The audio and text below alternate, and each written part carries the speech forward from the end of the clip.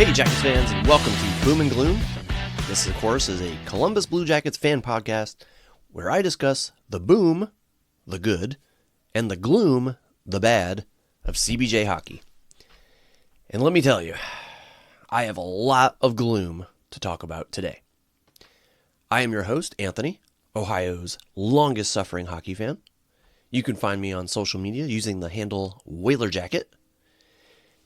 And just before I get started, I just want to let you know that I am battling pneumonia. I've had it it's been like 6 weeks now. This has been awful. But my voice is not what it usually is, so please bear with me. Anyway, when I last spoke to you on this platform, I had a lot of negative things to say about the team. Shortly after that, the team rattled off a 4-game winning streak. Let me tell you, that was one of the most unimpressive 4-game winning streaks I have ever seen. They clung to dear life against St. Louis to hang on for the victory, to cite one example. And now we're back on the losing side, falling in our last 2 games to the Islanders and the Flames. The team with the worst record in the league, I might add. And I'll get into that shortly. I want to start off by talking about the Islanders game. Something very specific, actually. The Jackets were up 2-1, even though they did not deserve to be. Well, they're up 2-1, and Werenski puts the puck in the net to go up 3-1. But no. The refs called it no goal on the ice due to goaltender interference. I watched the replay several times. Coyle gets pushed into their goaltender by a defenseman. In my opinion, my very strong opinion, that goal should have counted. But Dean Evason decided not to challenge it. I can understand in some respects his decision not to challenge. First of all, the call on the ice was no goal. Okay, therefore, it would have had to have been clear, irrefutable evidence that Coyle was pushed into the goaltender for it to be overturned. And we all know the Jackets have not been lucky at all when it comes to this sort of thing. If the challenge fails, they are penalized and shorthanded in a 1-goal game. I get that part of it. But I think Dean should have challenged it anyway. He got the same looks at the video that I got. And to me, it was cut and dry. Plus, it's early in the season, okay? Let's take some risks here. Look what happened because he didn't. The Islanders scored 2 goals in the last minute or so, and they win the game. Wouldn't have been any worse if the call was challenged and Toronto decided to overturn it. Granted, I know Evason didn't know this. Hindsight is 20/20. I get it. But I still think he should have challenged it. It potentially cost them the game. The Islanders scored 2 quick ones to win it. So instead of being up 3-1, the Jackets lose 3-2. Once again, like the Nashville game I talked about last time, the first game of the season for the Jackets, due to a poor call by the referees, a game goes against the Jackets. We just can't seem to ever catch any breaks. Ever. The Jackets have to be the most unlucky team ever. And I will get more into that comment later. But something else interesting about the Islanders game. Did you see the shot of Elvis on the bench after the game? On the verge of tears. I admit freely that I have never been the biggest Elvis Merzlikins fan. I admit that as recently as the last episode, I was happy with the idea of him being traded. But there are 2 things I cannot argue about him. Number 1, he's an emotional guy and he hates losing. Number 2, he has played exceptionally well so far this season. He is the only reason the Jackets weren't blown out of the water that night against the Islanders. Hopefully, the boys gave him some hugs, talked him back up, and hopefully he comes in next game ready to kick some butt and stop some pucks. All right. The next game after the Islanders was, of course, against the Calgary Flames. Here's what I expected. I expected the Jackets to be ticked. They were outplayed by the Islanders. They had a goal called off that should have counted. They should have won that game. They allowed 2 goals in the last minute and a half to lose it. I expected them to come out with a fire under their butts. Well, they did not. They went out and allowed 2 goals in the first minute of play. What in the actual heck was that all about? They ended up losing 5-1 against the team with the worst record in the NHL. Is 5-1 considered a blowout? I'm not sure like what qualifies as a blowout, but considering it was the Flames, I'm calling it a blowout. They got blown out by the team with the worst record in the NHL. Right after the debacle against the Islanders. So it made the loss even worse. So why are the Jackets where they are now? Here's my take on it. Okay? And when I say where they are now, I mean where they are this season in the standings, how they're doing. First of all, players are not stepping up. Players are flat out underperforming. Here's my list of players who have shown me they are consistently giving their all this season. Players who seem to actually care. Not including Elvis and Jet, who have been great. Okay?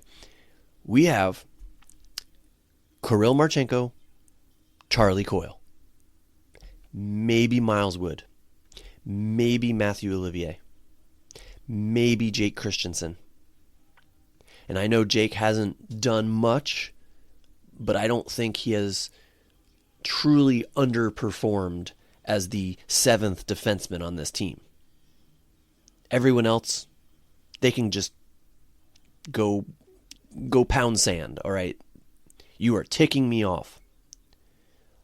Last season, the Jackets had a lot of players who had career years. So I expected a couple of them to take a step back. I did. I understood that. I thought it was unreasonable to expect the same level 2 years in a row. But not this many. Let me throw some info at you to prove my point. Our number 1 center, Sean Monahan, 1 goal through 13 games. 6 points total. And that's playing alongside Kirill Marchenko. Our number 2 center, Adam Fantilli, who potted over 30 goals last season, supposedly a breakout season. 2 goals, 6 points. So our top 2 centers have a combined 3 goals so far. That is pathetic. That is not going to cut it. Those are not the stats of a playoff team centers. I love Adam Fantilli, but he needs to wake up, okay? We as fans were so happy when he fell into our laps at the draft. And I remember how everyone said that in any other draft, he would be a number 1 overall pick. Well, does he look like a number one overall pick in his 3rd season? Currently, he does not. Plenty of time to turn things around, and let's not forget that he did lose half a season due to injury. But it still makes me shake my head when you see what Macklin Celebrini is doing right away with the Sharks. Kent Johnson, 25 goals last year. He has 2 goals so far this season. Hasn't scored in I don't know how many games. On pace for 13 total, I think. Zach Werenski, Norris candidate last season. Is there anyone out there right now who thinks he currently looks like a Norris caliber defenseman? I'm not saying he's playing poorly, but he is certainly not Norris caliber right now. Something has just seemed off about him this season, and I can't put my finger on it. Matthew Olivier scored 18 goals last season. He has 1 this season. Now, okay, admittedly, I don't think anyone, including myself, expected him to duplicate that. Expected him to duplicate that kind of offensive production from last season. But it is still worth noting that he has also taken a step back offensively. But I would argue he's still putting forth the effort and is, just back to playing his normal level of offense. The bottom line is that all these players who we hoped would take another step in the right direction have not. In fact, I would say they've gone the complete opposite way. And there's more of them than anticipated. Even though, as a longtime fan of this franchise, I should have seen it coming. I mean, let's talk about the team expectation as a whole, all right? Let's look at 2 teams, the Blue Jackets and the Montreal Canadiens. Both teams were fighting for a playoff spot last season. Both teams were considered on the rise. The Habs only finished 2 points ahead of the Jackets in the final standings, I think, if I remember correctly. Now, look at how Montreal has done this season compared to how the Jackets have done. One team has taken another step forward.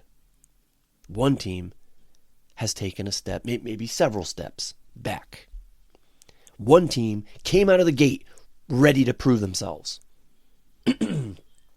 One team came out flat. And this is one of the most frustrating things to me. All right. Why are other teams showing marked improvement, but the Jackets are not? Look at the Ducks and the Sharks. The Ducks, they're suddenly leading the Pacific Division.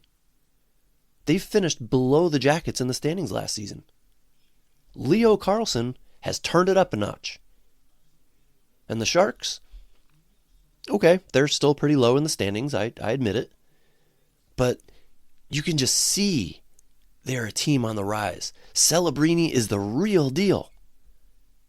He and Smith are going to, they make for some exciting hockey. They have breathed life into the Sharks. And there's an air of hope surrounding that team. What do you say, Jackets fans? Can you say that the Jackets make you feel that way? That there's this air of hope surrounding the team? Do you get the feeling that they're a team on the rise based on how they played so far this year?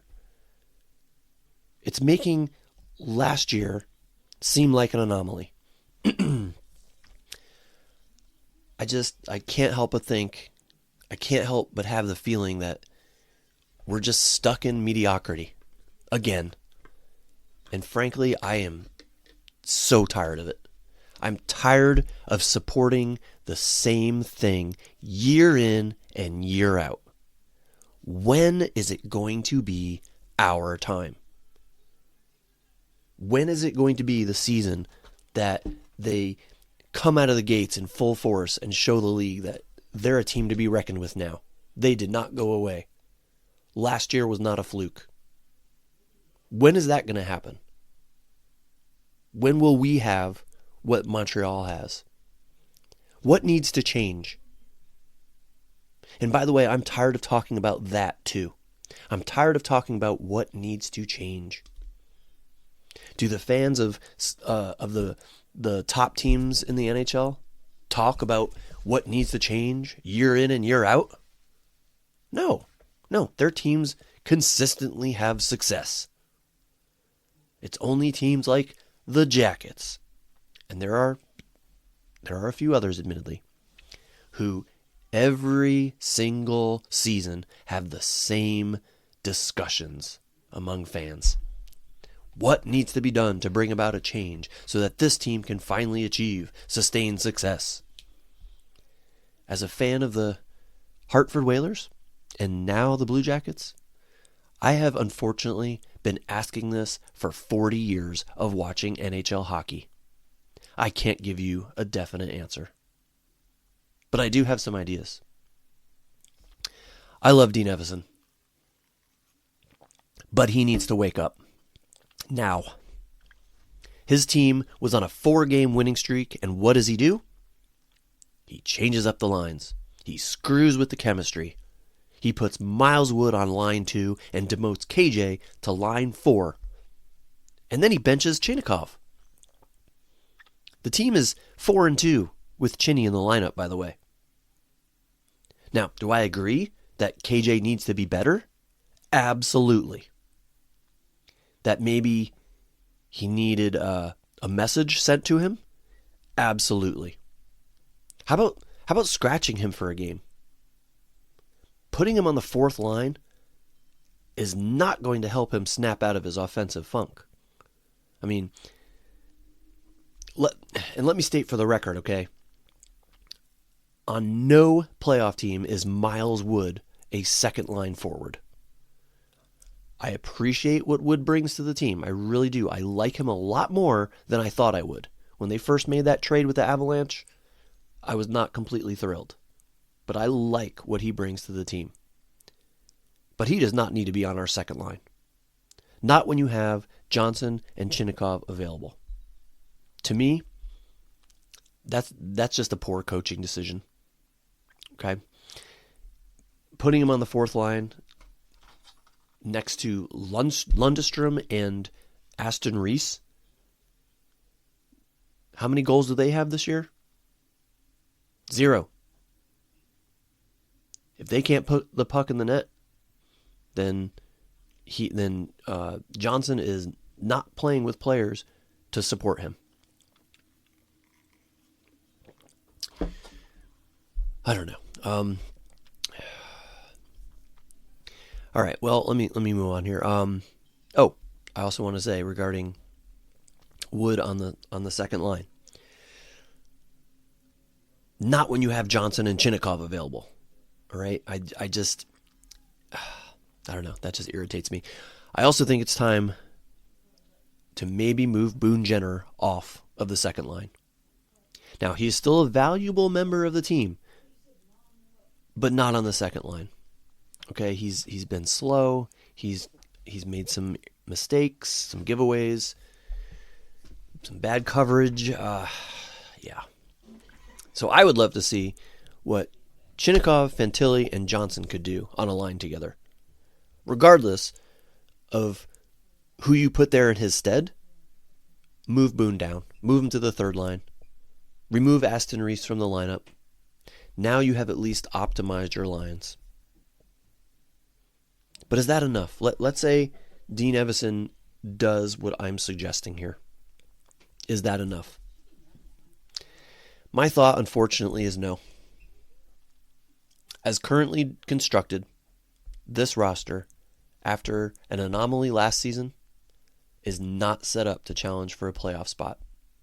Now, if you go back and listen to my season preview, I stated this. I said the Jackets were not going to make the playoffs this year. I hoped they would. I hoped I was wrong. But it certainly seems so far, and I know it's early, that I'm going to be correct here. And I am well aware that they currently have a winning record. They're 7-6. But let me remind you that currently the last place team in the Metro sits at 500. Being 1 game above that is not going to cut it. Some bold moves need to happen, and I hope Don Waddell is realizing this. Chinnikov needs to be traded. I don't want him to be, I like him, and I would rather him stay a Blue Jacket, but he has obviously fallen out of favor with Coach Evison, and that relationship seems to be irreparable. And the thing is, his value is not going to get any higher being healthy scratched every night. Play Chinnikov. Play him. Give him a chance to showcase his talents. Give other teams a chance to see what he brings to the table, what his potential is, what he's capable of. Maximize your trade value. And when you find a trade partner, I may catch a lot of flack for saying this, but maybe include Kent Johnson in the deal. Yeah, I said it. I like KJ, but something seems to be holding his development back. Remember when JVR came in last season and he predicted that KJ was going to be a superstar? I don't see that happening here. He just doesn't seem to fit the Blue Jackets style. He gets pushed off pucks way too easily. Like, easier than any player I can remember. So I'm not saying dump him for nothing. But if he can help you bring in a top-notch, top six winger by including him in a trade, I say you do it. This is his 4th season. I expected more from someone drafted as high as he was at this point in his career.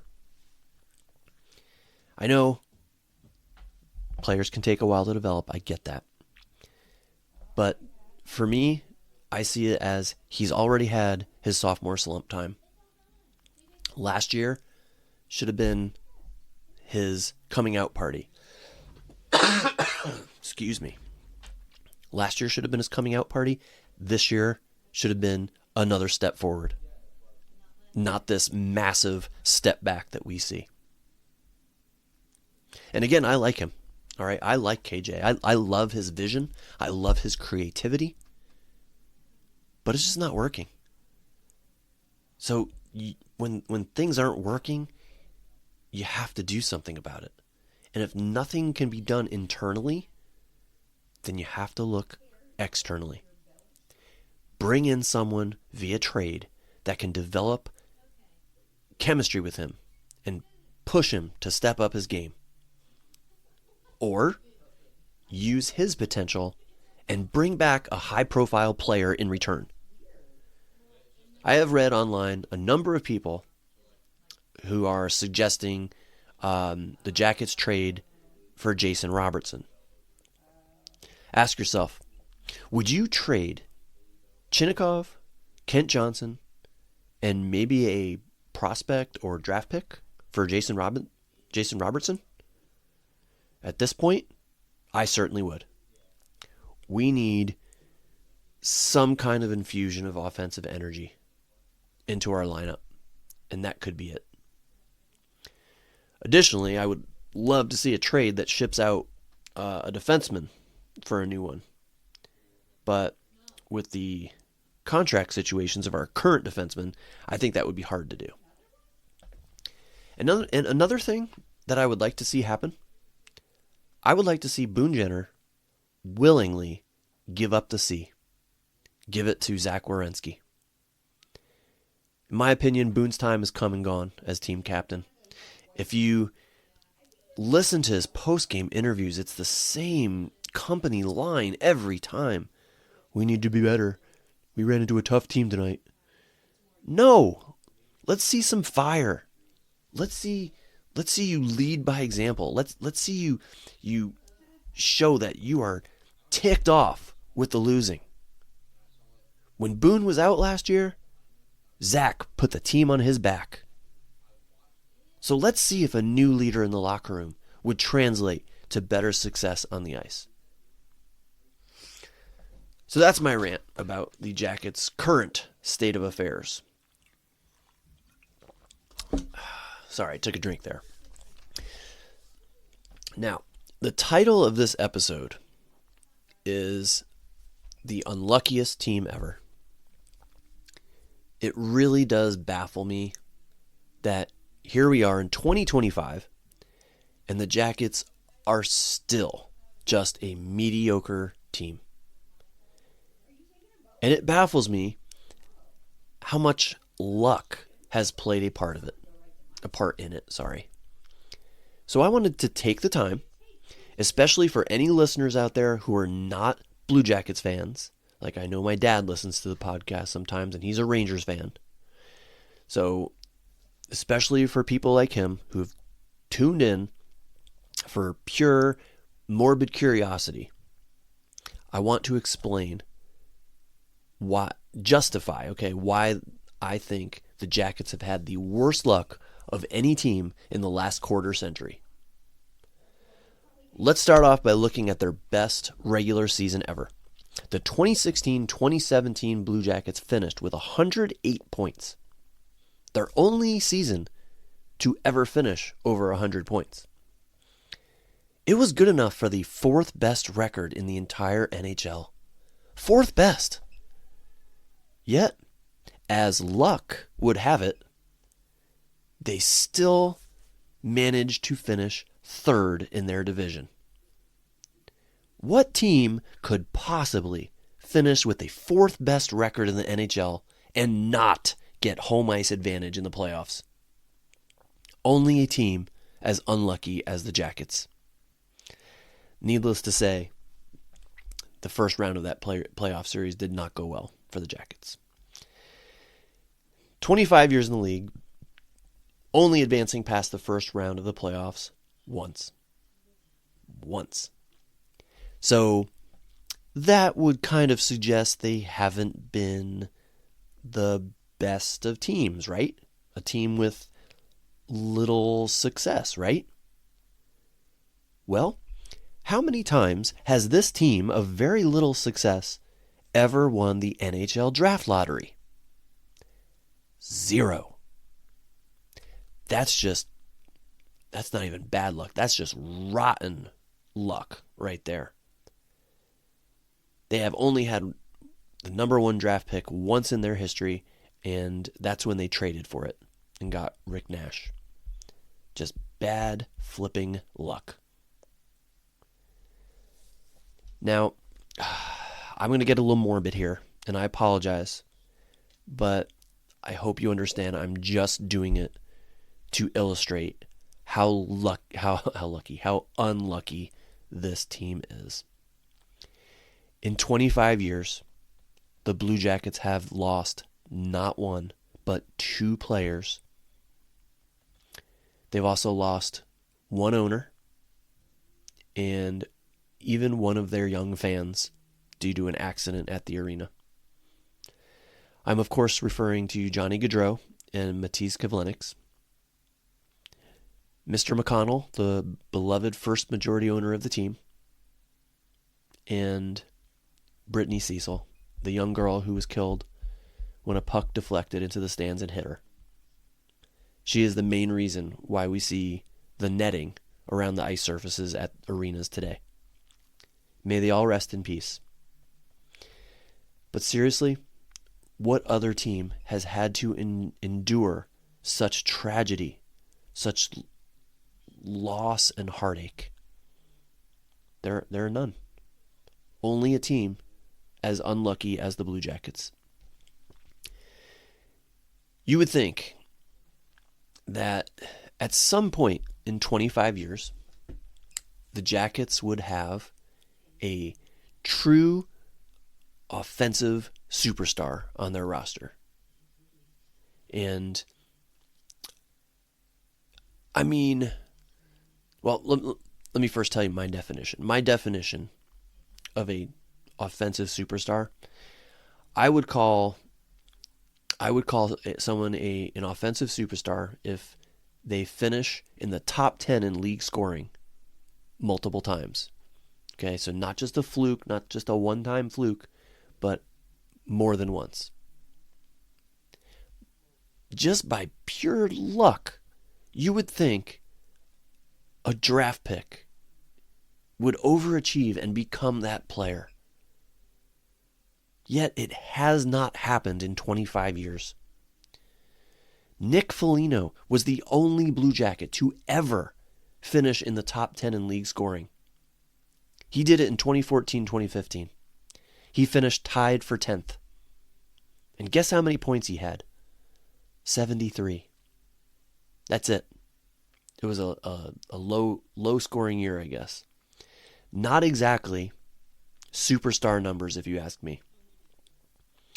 Actually, if you ask me, I would tell you that was just a weird fluke season where Jamie Benn had the most points in the league with 87. That's it. So what I'm getting at is that the Jackets can't even luck into drafting a superstar. Even a surprise one, like Kirill Kaprizov. He was drafted in the 5th round. That was pretty darn lucky for the Minnesota Wild. Nobody expected that to happen. 25 years of draft picks, and not one of them has blossomed into an offensive superstar for this team. You could argue with me that Rick Nash and even Zach Werenski are superstars offensively. But again, I'm talking about strictly offense. First of all, in my definition, is that they finish in the top 10 in league scoring multiple seasons.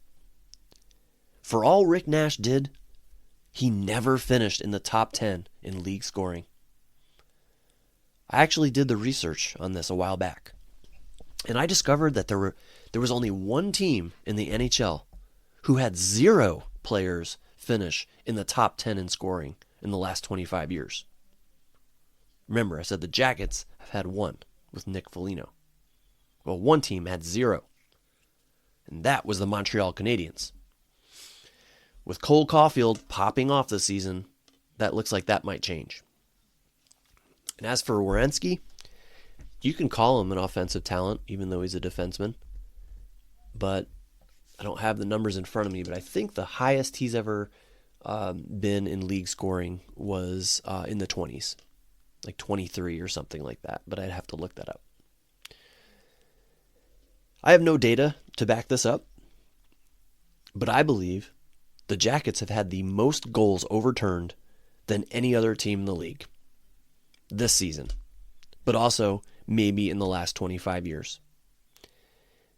They have been on the wrong end of so many calls, it is unbelievable.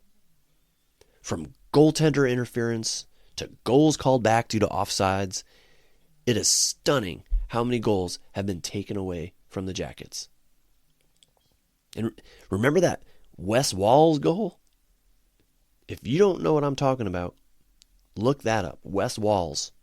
Yeah, that was insane. And just this season, I want to say that the count stands at 6, if I'm counting the no-goal call against the Islanders. Just unbelievable bad luck. It truly is uncanny. It just seems like this team is always battling something. We can't catch any breaks at all.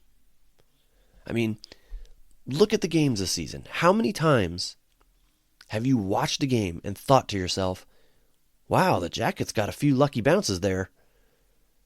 I don't remember any. I watch almost every game. I don't remember any. But I do remember thinking, wow, the other team got a couple of lucky bounces there. It's almost like the team is immune to good luck. And that's my take. The Jackets are the most unlucky team in the last 25 years. They can't get any luck with officiating. They can't get any luck with injuries. They can't get any luck with draft picks. And yes, I am well aware that this team has drafted plenty of good, solid NHL players. High caliber NHL players. But no, knock your socks off superstars like, I don't know, like a Cale Makar or currently a Macklin Celebrini. And for every Oliver Bjorkstrand or Cam Atkinson or even Denton Mateychuk that you argue has worked out, I can counter it with the likes of Gilbert Brulé, Alex Picard, David Juracek even, Kirby Reichel, Marco Dano.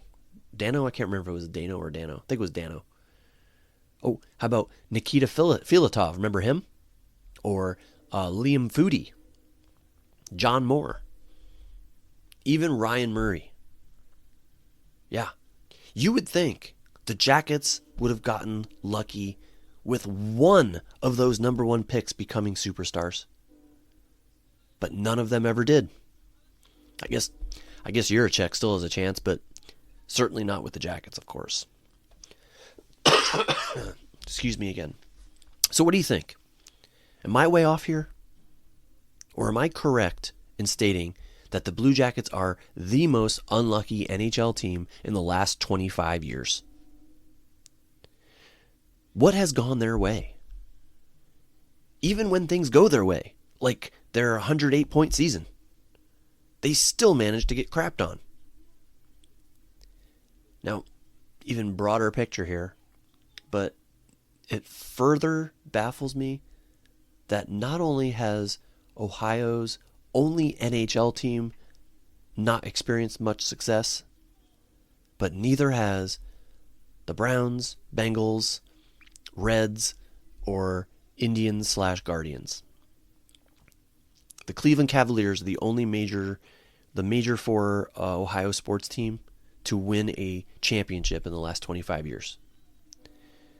So if you are a fan of, not just the Jackets, but also one of those Ohio teams, I feel for you. I don't follow baseball, so I don't have a favorite team. My favorite football team, growing up in New England, it's the Patriots. So they have been very good to me in the last 25 years. However, I have said it many, many times, I would gladly give back every single one of the Patriots Super Bowls for just one Blue Jackets Stanley Cup. My pro sports love is 95% Blue Jackets, 5% Patriots. Yeah. Before I go, there was a little news that came across the web here. It looks like Sean Monahan is injured because the Jackets have called up Luca Del Bel Blues. So, what does that mean? Well, obviously it means Monahan might not be able to play. But I may be reading too far into this, but it also means to me that since they didn't just call up some random dude who they can just keep on the bench. I mean, Luca Del Bel Blues, he is a potential top 6 player. That means they don't have the plan to just boost up Chinnikov to the top 6 like I hope they would. So yeah, so we'll see how this goes. Based on everything I just told you, I don't foresee it going very well. I certainly hope that I eat crow. I certainly hope that the Jackets turn things around, and I don't know what I'm talking about. But when you're a fan of a team for so long, and have just seen the same thing year after year, you become kind of numb to it, and you just kind of expect things to go poorly. Anyway, that will do it for this week. I feel like I have complained enough for now. So thank you for tuning in to this episode. I will try to come back. I've been trying to do this bi-monthly, like twice a month, but this past month pneumonia hit me and I was not close to wanting to do podcasting. So we'll see. Hopefully I'll come back in about 2 weeks and have better news for you. So in the meantime, feel free to reach out, connect with me. You can find me at the handle Whaler Jacket on social media sites like Instagram and Blue Sky. Or you can send me an email, whalerjacket@gmail.com. I welcome all your comments, questions, and suggestions. Again, the whole reason I do this podcast is because I love talking about the Blue Jackets. It gives me an outlet to talk about them. I really don't have anybody around here that I can just chat with about the Jackets. Nobody I work with is a big Blue Jackets fan. None of my, even in my beer league, my hockey team, there's not many people who talk about the Jackets. So this is my outlet. So feel free, reach out to me. Hope to see you next time on Boom and Gloom. Until then, go Jackets.